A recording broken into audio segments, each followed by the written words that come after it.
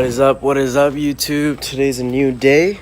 Today is Monday on my little Christmas break. Just a couple of updates before I get started. Today what we're going to be mainly doing is sanding down my engine bay.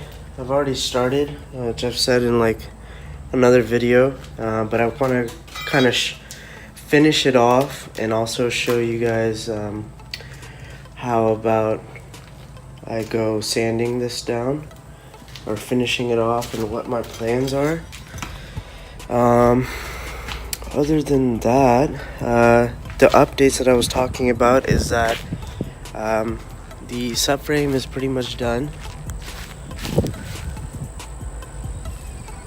Looks good. The only thing I'm debating right now is if I want to paint the lower control arm or even the sway bar. Actually just the sway bar, mainly because it looks pretty ugly. But the lower control arm, I don't think I'm gonna do that, because I mean most likely get like, you know, aftermarket lower control arms. And then no, I don't think these are lower. Oh yeah, no, these are lower control arms. Yeah. Get some aftermarket lower control arms. The sway bar, I kind of do want to touch it up, but I don't know, I might just slap it on and then do that later. But yeah, so yeah, we're gonna be mainly working on the engine bay. What I'm gonna finish off doing is putting on this back onto the subframe real quick and then kind of go from there.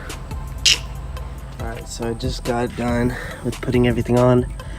I feel like I should have painted these two things, but honestly, the way they're put up on the car, it doesn't really matter.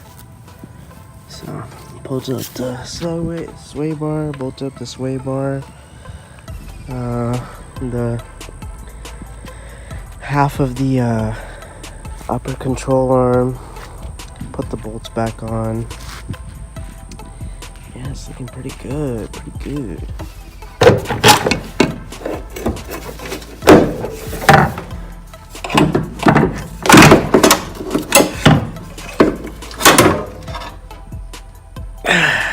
Man, the brake booster is out. Alright, so I also took out my CMC. Two reasons why I took out mine. Why I took CMC is because one, I think I'm gonna do an S2000 one or a K-tuned one, and then two being it give me more room to sand in this area. And then same thing with the brake booster. One, it helps me to sand this area more, and then two, I don't know if you notice this black hose. It's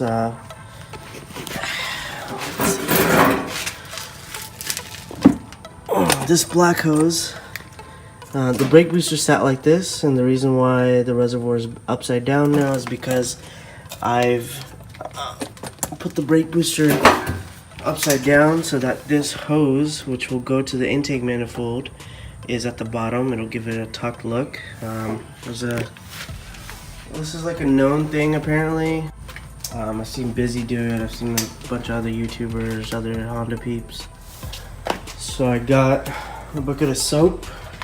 I raised the car up, and I raised it up because it gives me more angles, trying to get like some bottom areas. Gives me more access to the core support when I sand this part down. I cut out 400 grit on my hand palm. I forgot what the other name for it is. And that's pretty much it.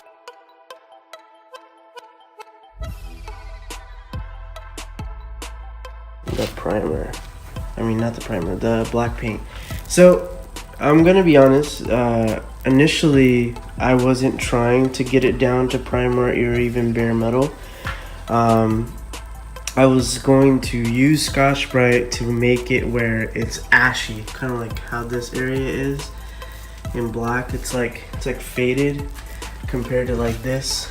Works out because there's like a bunch of stuff that I'm cutting out. For example, like areas like this is gonna have bare metal showing, you know, or like areas like this where I covered this up. So I kind of had to come down to primer, and some areas like for this mount example, I'm gonna have to come down to bare metal so that it can be welded on.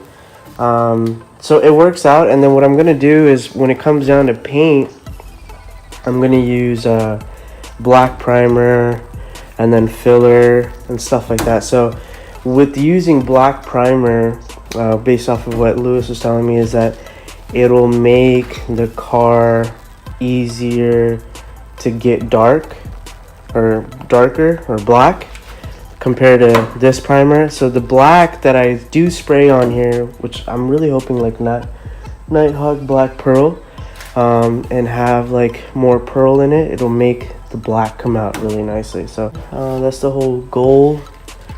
So yeah, let's get to it.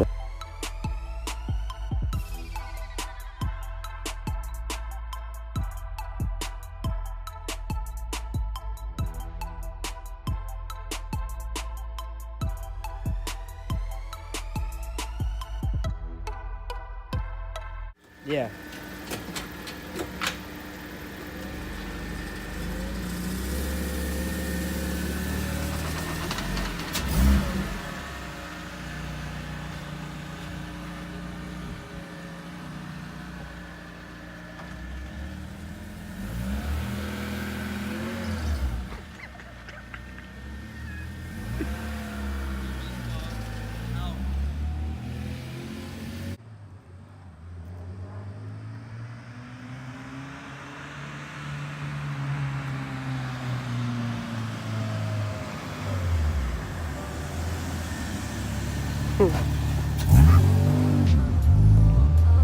Alright guys, so day 2 of sanding. I actually took a break yesterday for Christmas, so happy holidays guys to family, friends, everybody. I basically did the top core support and then a little bit of the bottom and then this Y-shaped thing right here, the mid piece. I'm really focusing on this piece because there is going to be a mount. The 4th gen Prelude mount is going to be right here, so I really want to finish off this area and then start working on the firewall. I took off the brake booster, took off the clutch, the clutch master cylinder. And then this side is pretty much done. I could finish off this piece today, like this area right here. But yeah, this is where I'm at right now.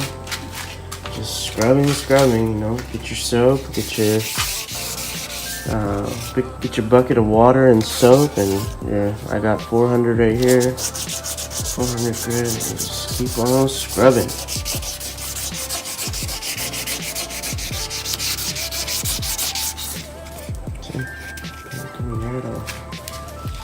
Cool beans. Alright guys, so I'm getting ready to grind off some stuff, like this little point right here that must have been from the factory 5th gen mount. There's like, it's a pretty big middle piece that I must have left off. There's gonna be some pointy studs that are coming out of the firewall that I don't need. I'm gonna take these out, these out.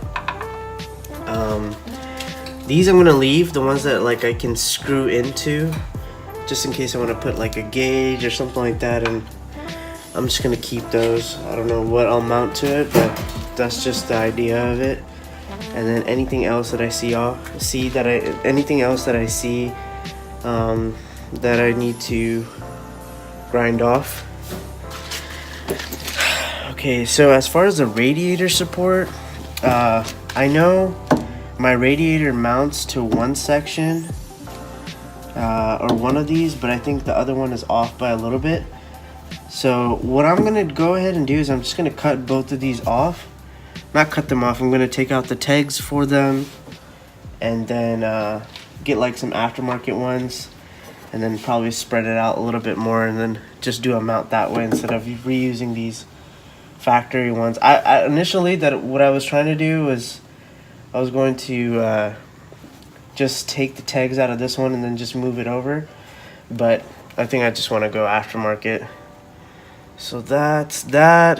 What else? Man, I'm still debating if I want to take off the seam and weld, or do I want to take it off and then re-seam again, or just leave the seam off. I know Busy did it that way. I don't know if anybody else did it that way, where they just take the seam off and just leave it. It basically looked like this, but not painted, or painted, and then you would see lines, like the body lines of the body lines, basically. So yeah, that's that. All right, I'm gonna go ahead and get started then. All right, guys, so just a quick update after I grinded all that stuff off.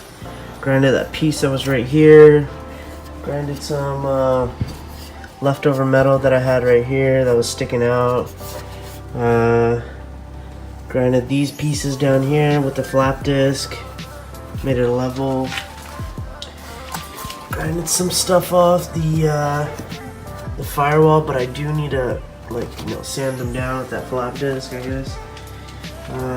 There's some spots right here, some spots right here that I took off. Everything's smooth. And then this is a factory hole that's usually right here. Sorry for the welds, they're not the greatest. I'm not no professional welder or anything like that, but this is I TIG welded a plate underneath. Now that I'm looking at it, I'm not really regretting it, but I really wish maybe if I knew then if I was gonna take this seal off, because there's a big amount of seal here. If I took this seal off and then made a round plate around here and just laid it up top and welded that way, that would have been kind of neat. But this isn't too bad either. I do need to sand this a little bit more with that flap disc, and it should be fine. Because I mean, you got to think about, you're gonna put body filler here too, and then paint and stuff like that. So a lot of this will be smoothed out. So I'm not too worried about that part.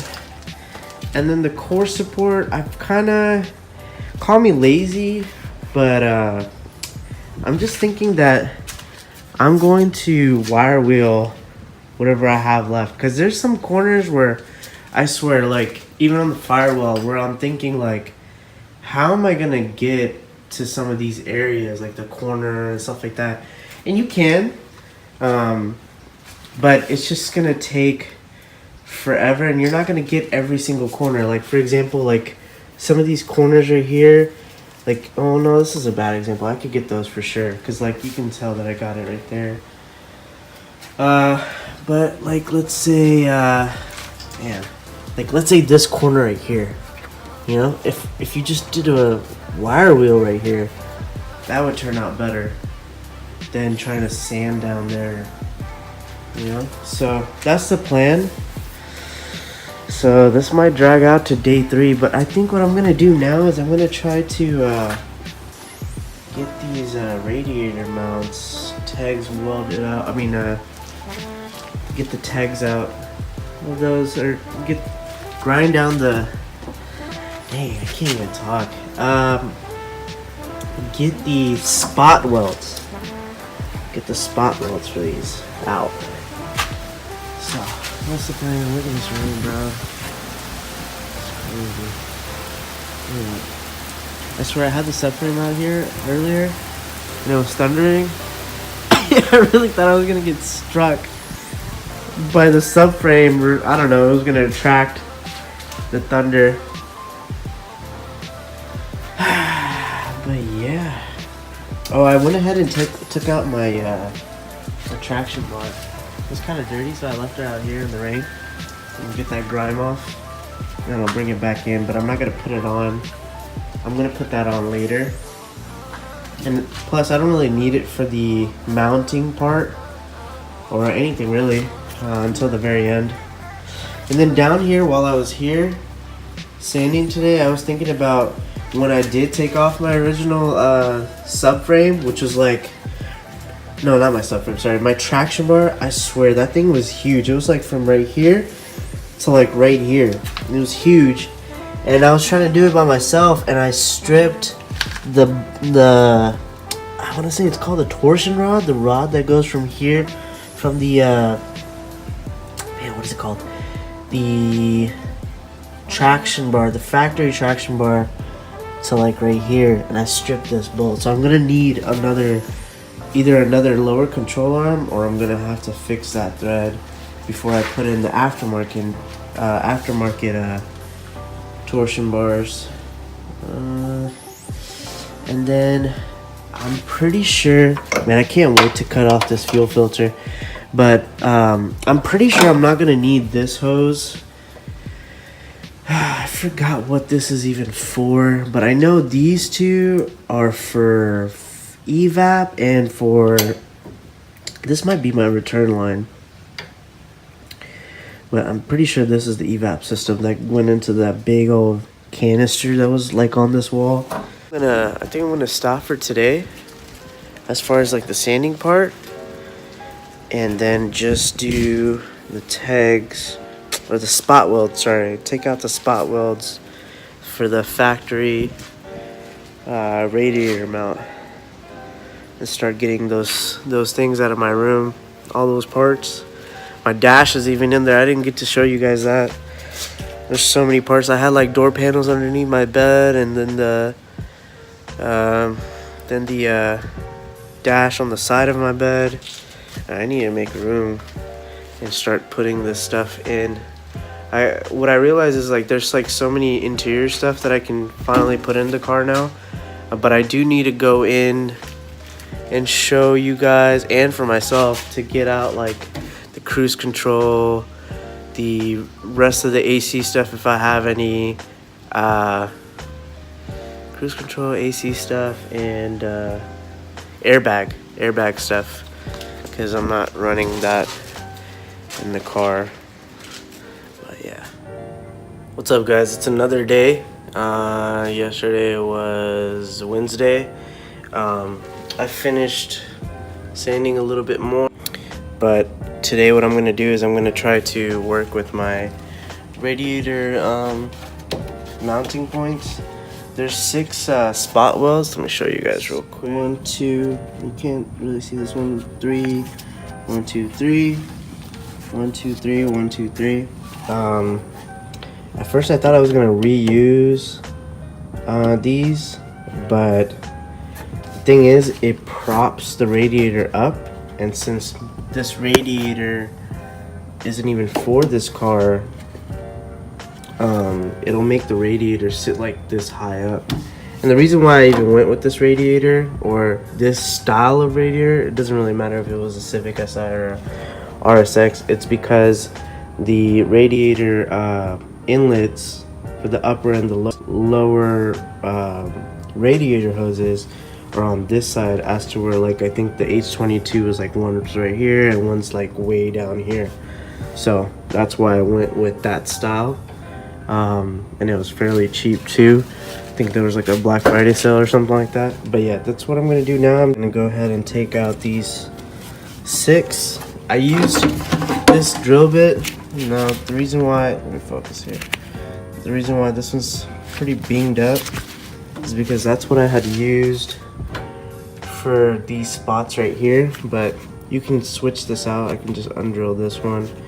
I mean, unscrew this one and then flip it, and then use the bottom ones, as you can see. Like, let's see if it focuses. Yeah, use the bottom ones. So yeah, that's the plan.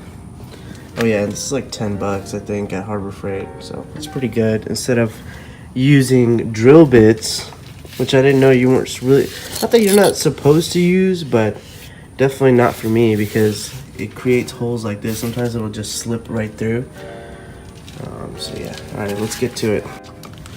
Alright, so I just took off one. It was fairly easy. I didn't really time lapse this one because I wanted to see how I would go about doing it. But yeah, so I just drilled on the spot welds, all 6 of them, and then what I did was I actually took a big I actually took a big flathead and then put it right in the middle of the support itself, and then just kind of like wiggled back and forth, and although it looks kind of destroyed, it wasn't this bad. I was just kind of like wiggling it back and forth and then sideways, and then it just came right out. Not too bad. It took like 5 minutes.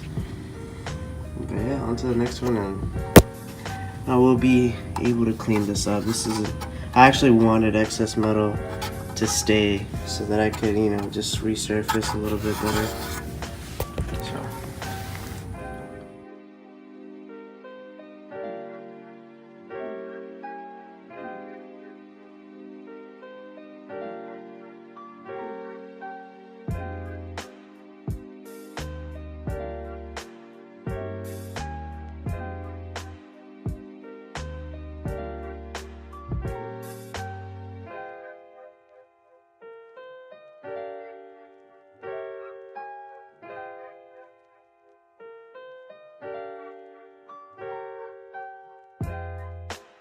So just an update on a couple of things, really. So I couldn't find an individual 14mm. This is for me opening up the transmission on either Isa's or mine. You need this middle one, just this gigantic Allen socket.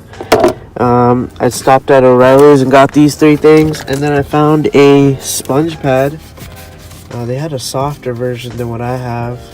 This is also 3M. This will probably help out and be a lot easier as far as sanding. And then this is the window film adhesive remover. I had the Goof Off brand. It was just like a little bottle that you like douse on a little towel and then you wipe off. I don't think I have it in here anymore. But this is a lot easier because you can just spray it, and it comes with a little scraper. And I got this from O'Reilly's. Used the commercial account, which you guys will always find in the bio, and it saved me quite a bit. Alright guys, so I'm going to be closing out this video. So the update is that I'm going to make another part to this video. It'll be clearing off the firewall and clearing off the leftover on the core support. What I'm gonna do is I'm going to just finish bringing down areas like this to primer,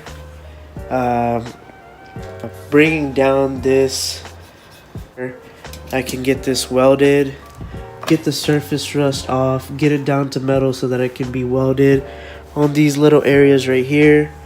I got this little kit to get areas that I can't seem to get with sanding, and then I'm gonna scuff this down and the firewall down as much as possible so that I'll cover them, hit it with black paint, hit it with clear on both of those areas, and then the rest I'll just get it painted. But that's gonna be in another video, and the reason why is because I want to make sure that it's as detailed as possible for you guys, and I really need to get this done because I'm supposed to have a welder come by soon and get these two pieces welded on, so that I can mock up the motor, or I can mock up the motor and get it welded. So yeah, see you guys soon. If you do like this video, please do like, share, and subscribe. I'll have links down below if there's anything that I've missed or have mentioned in this video that helped me out. Peace out. See you guys soon in part 2.